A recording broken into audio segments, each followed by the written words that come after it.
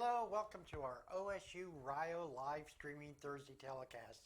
I'm Patrick Dangle, executive producer of Telecast programming at the Ohio State University South Centers. We at the South Centers collaborate with the University of Rio Grande and Rio Grande Community College to promote small businesses, educational programs, students, faculty, aquaculture, agriculture, different kinds of programs, as well as business organizations. Over 100,000 viewers and listeners have tuned in to our different telecasts, which encompass 178 countries. This week's theme is agricultural programs within our universities and how our telecasts assist the people that we serve.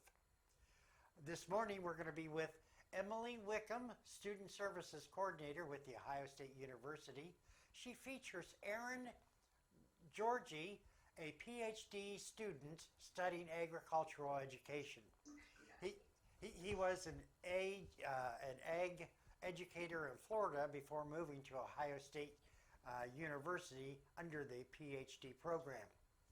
He works with undergraduate students who are preparing to become high school ag educators. First, we're going to have a short video from a recent HOPS conference in which we featured Kearney Hambrick with Brick Insurance, who talks about hops and how hops is an important commodity throughout the state of Ohio. We're here at the Ohio State University South Centers, specifically at the HOPS Conference and Trade Show. There are a number of vendors, interested farmers, growers, and special speakers. And today we have Kearney Hambrick. Kearney is a agency president with a Brick Insurance company that specializes in nationwide insurance. And I want to welcome you, Kearney, to our little 10-minute segment. What capacity are you with at this conference? Well, we are vendors here today to make sure that hop growers, barley growers really understand that this is a very specialized type of farming. Yeah, it is. And it has some coverages that are unique that go along with that. And we want to make sure that they've got the best coverage that they can for the crop that they grow at whatever process, part of that process that they're in. You know, insurance is very, very important. It's one of those things that we hope we never have to use. We hope so too. But it's one of those that does give us peace of mind. Absolutely. And in our specific area, you know, we're helping the farmers realize that this is a value-added product. Why is growing hops important to our area farmers? Well, the microbrewery industry is growing dramatically in Ohio. We're one of the fastest growing states for microbreweries popping up, so there's a very high demand. But this is also a crop that can be grown in a relatively small amount of space. Yeah, that's true. You can start out very small and build, and as your market grows, you can grow your crop along with it. That is very true. How about some words of wisdom that you'd like to share to the listening audience? Well, the biggest thing that I can say is always make sure that your coverage fits your needs. Yeah, that you can get cheap important. insurance, but it's not always the best insurance. That's right. So what we want to make sure is make sure that you've got what you need for the process that you're doing, whether you're just growing on a family farm, an acre at a time, or whether you're growing in a large operation and selling to a processor or a brewer. We can kind of cover you along that path, whatever point you're on. That's a good point. We're speaking with Kearney Hambrick. Kearney is the agency president with the Brick Insurance Group that specializes in nationwide insurance. Thank you. Thank you.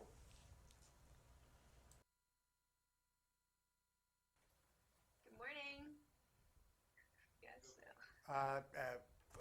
Let's talk with Emily and Aaron. Good morning to you, Aaron and Emily. Good morning, Patrick. Good morning, how are you? Doing well.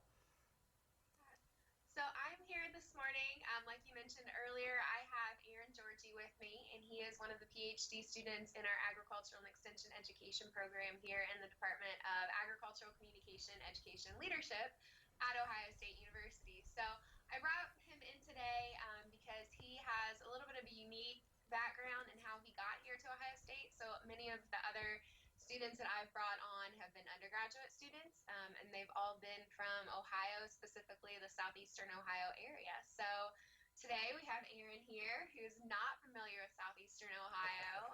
So I was just explaining a little bit to him about the South Centers in Piketon and what they do, and all the great opportunities that are there connected through our college. So Aaron, if you want to tell us a little bit about yourself, who you are, how you got to Ohio State, Sure. that would be great. Sure.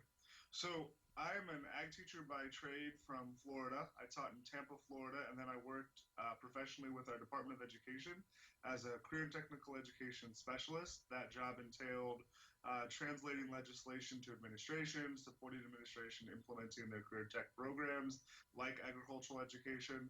And I also worked for a short stint as a technology specialist in the jail system in Land O'Lakes, Florida.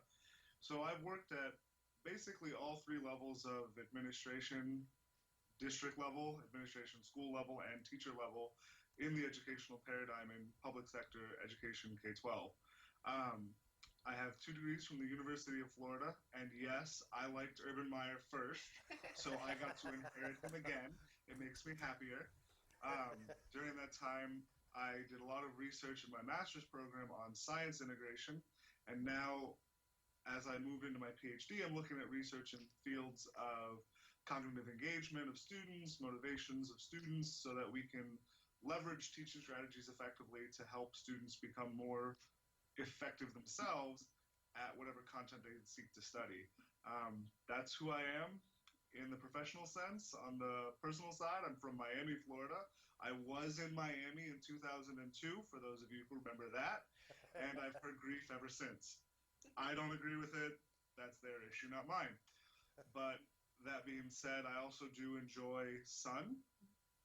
So coming to Ohio, it's been a fun shift to see gray skies where I'm used to blue skies. It's been fun to get back into some snow. Haven't seen that in a long time. And this summer or winter, I've heard was very light. That being said, I'm happy with it. Oh, very good. Just out of curiosity, Aaron, some of the agricultural products, I'm quite sure Ohio and Florida share. Like, we grow a variety of different things. What are some unique agricultural items that you grow in Florida that we don't in Ohio? Sure. Because of our subtropical climate, we can grow a lot of the same fruits during the summer months and hot months that they grow in Central America. So mamey, which is a delicious smoothie fruit. We can grow avocados pretty much almost year round. Again, still within season, but they're a tree, so they, like apples, have an annual crop and are growing year round. Our seasons are just different. For example, we just finished the Florida strawberry season. So, well, I've heard that Hilliard area, don't quote me on that, I'm learning where all the areas are, but I've heard you have a large strawberry festival in Ohio. Yes. We also have a large strawberry festival, and they're just times are different. Our tomato season is shifted by about 2 months, and we have a huge tomato production in South Florida. A lot of the vegetables crops are also grown in South Florida. The thing that I used to grow with my kids is a lot of hot peppers. We grew a lot of different jalapenos, habaneros. We never got up above into the ghost pepper, but I really wanted to. But that's kind of some of the fun things. So kind of recap, tropical fruits and vegetables in the summer, traditional crops in the alternative seasons, and strawberries. Strawberries are really big because in Tampa, where I taught, that's the winter strawberry capital of the world. So, great festival. You should all go. Yeah, I think it's the Troy Strawberry Festival was the big one, which is also like Western Ohio. So, I'll have to check it out this summer. Okay, cool. Have to compare. Yeah, compare. So I think they have like strawberry pancakes and yes. yeah, Speaking I've never my been, language. but I've heard great things about it. Aaron, so now that you are a grad student here in the department, will you share a little bit about what you're studying as far as your coursework, but then what also you do Sure. as your assistantship? Sure. So, to kind of cover what graduate school looks like for people who may have never investigated it, graduate school is split into 2 parts, and I'm in the first part of my degree, so it's all coursework driven. You take a variety of courses to understand the theoretical underpinnings of the different fields you're studying. So I take coursework in traditional agricultural education, but I also take courses in agricultural leadership, agricultural communication theory, and I will be taking courses in understanding agricultural extension in Ohio. So developing the theoretical knowledge so that you can then move into your second stage, which is your actual dissertation and research work. So that will be, hopefully, keep our fingers crossed, and all of you, put good thoughts in the world for me, starting next January. Very good. Very good. Thank you. Yeah, you take a big test between those two, and all your coursework sets up for this large written exam. You pass that exam, and now you're a candidate for your PhD, and then you begin your dissertation research. So, as I said earlier, my research hopefully will be in student motivation, student engagement, and leveraging teaching strategies to increase those. That is the educational side of why I'm here. The work side of why I'm here, as in my introduction it was stated, I work with our undergraduate agri-science student teachers in training them to have the skills and mindset to become the next generation of in-classroom public school K-12 agricultural teachers. We specifically at Ohio State structure our courses in something called a block. It is a one-year component where they are scheduled into basically 8 to 5 every day for 5 days a week, with sprinkled in immersion field trips or field experiences where they practice during those immersions the content they learn in their lessons. So the reason we call it a block is we block out a calendar for their entire fall semester, and we basically work with them to provide them opportunities to learn and then train and practice how to be an effective agricultural teacher through a myriad of different ways. The reason it's a one-year program is the second half is student teaching. So the spring, which is what's going on now, currently we have 11. Next year we'll have 18 students out in high schools across Ohio doing their student teaching activities, where they work with their cooperative educators and take over in a structured way classes from those master educators at those high schools and run an agricultural program. We have that had a little bit of a vacuum starting. So my role in that is actually to be the block practice lab teacher and grader. So I'll function as their lab teaching coordinator and work them through as an academic coach or an educational coach, them developing lesson plans to teach in their immersion and practice activities. Hey, Aaron, let me ask you something, and Emily, perhaps you can also share some wisdom. We have a variety of different generations. I'm a baby boomer generation, and many of the individuals that you would be teaching would be from the millennials, and there's a lot of different thoughts. Every generation picks on another generation, etc. But I would imagine you have seen a lot of fantastic individuals, millennials, if you want to call it that are really super gung-ho and willing to assist. What's your thoughts on that? Well, that's actually one reason why, from the PhD perspective, I came to Ohio State.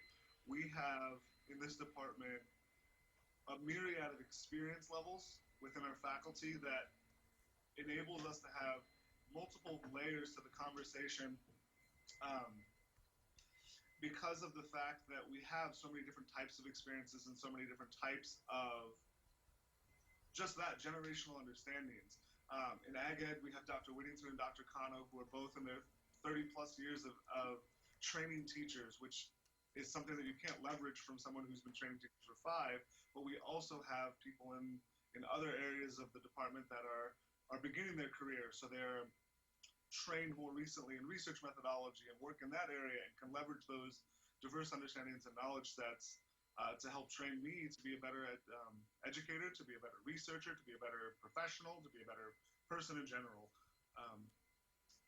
And that's just from the faculty side. Yeah, and I've been, Emily, I don't know if you're a millennial. Are you a millennial? Sure. You have really demonstrated a lot of very positive work programs, and I know that every generation gets picked on, but one of the things that I found is many of our students sort of are really gung ho to make the world better, more efficient, things of that nature. So I'm glad that you're involved with I the think even with the. with the current students that are doing their student teaching right now, there are several of them. I mean, they're all very obviously like passionate about agri-science education, becoming teachers in the classrooms. But there are a couple that have kind of, I think, have gone even that extra step to be involved in conferences across the country, Mhm. do internships, travel internationally to get like an international experience to bring back to their classroom. So yeah, there's some of them that are just so excited and, really go above and beyond to do whatever they need to do to benefit their future students in the I classroom. think that's fantastic. Yeah. And as an educator, how many years, Aaron, have you been involved in the educational process? This is my 10th year, so 10th year. a decade. Very good. And even though you claim to fame that you own Urban Meyer's, his first number of years, etc., I would venture to say at Florida, is it Florida State? No, sir. Florida's in the minority. Okay. In Florida, the land grant is actually the University of, where in Okay. most other states the land grant is blank state university. So we're actually the University of Florida. And because this is public radio, I won't give you a verbal thrashing. But that other school, we don't mention them. They're our top rival. I see, but that's sort of the fun thing. I have found that individuals that attend either University of Florida or Florida State, we have a mixture of many different individuals.